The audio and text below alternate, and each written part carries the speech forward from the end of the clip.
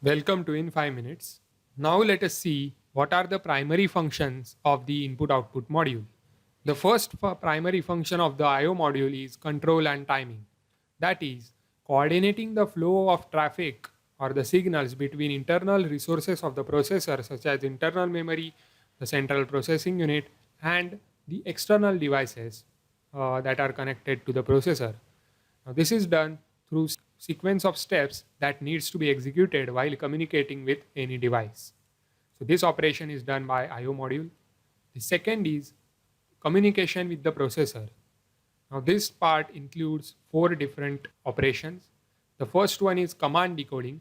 When the processor issues an input output command, that command needs to be decoded so that it can be understood by the peripheral device. So that is the function of I/O module.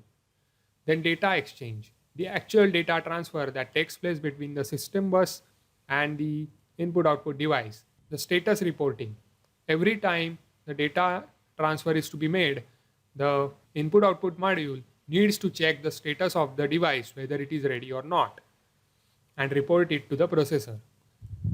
Then address recognition, each input output module or the device is given a unique address so that it can be accessed using instructions. That address recognition is also the function of input output module. The third function is the communication with the device. It is very similar to that of processor. So using command, words, status and data, the I/O module communicates with the peripheral devices.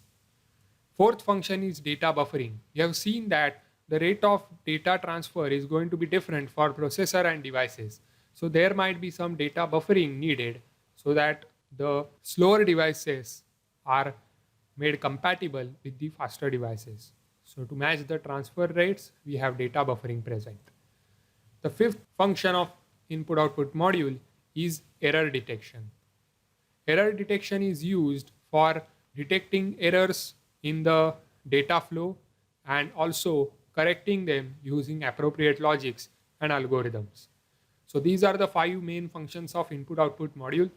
In this entire subject, we are going to see how each operation is performed individually.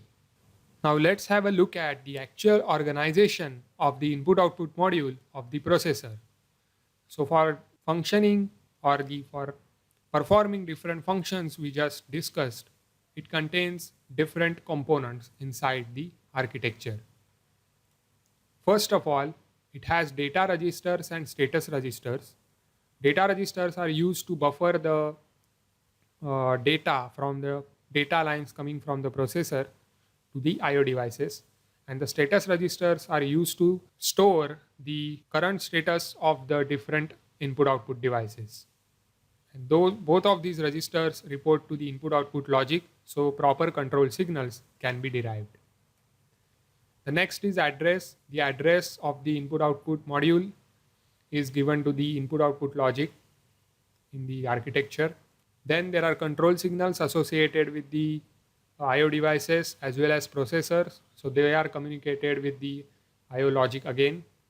Then this logic is going to communicate with the external devices, and for each device we are going to have different logic because of variety of operations that are performed by the various peripherals.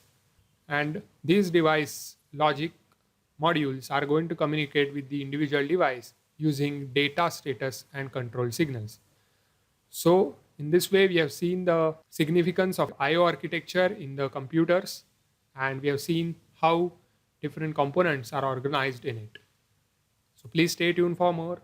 Thank you for watching.